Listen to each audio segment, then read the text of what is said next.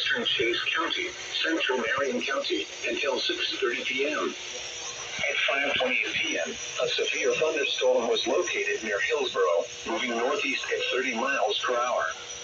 You can expect golf ball size hail and 70-mile-per-hour wind gusts. The warning was based on radar indications. The following impacts are expected. People and animals outdoors will be injured. Expect hail damage to roofs, siding, windows, and vehicles. Expect considerable tree damage.